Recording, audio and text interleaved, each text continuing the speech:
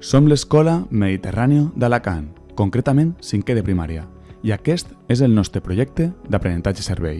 L'hem anomenat Paraules que curen i parteix d'una necessitat que van detectar a l'àrea de pediatria de l'Hospital de Sant Joan. Molts infants passen llargues hores a l'hospital i volíem oferir-los materials en valencià per entretenir-se i alhora continuar aprenent jugant. Quan un xiquet està a l'hospital, passa moltes hores en les sales d'espera o a l'habitació sense res per fer. Moltes vegades es troba a faltar material que permeta entretenir-se i al mateix temps aprendre.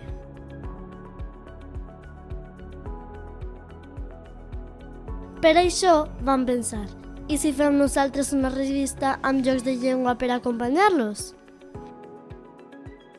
Vam a inventar endevinalles i embruixaments, jugant amb les paraules i sons. També vam crear sopes de lletres i mots encreuats perquè la revista fos divertida i educativa, amb paraules i continguts de ciències que havíem treballat a classe.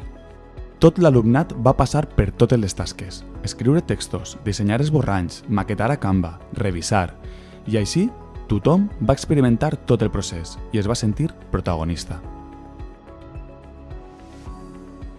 Ens va emocionar veure les revistes acabades y saber que arribarían al hospital.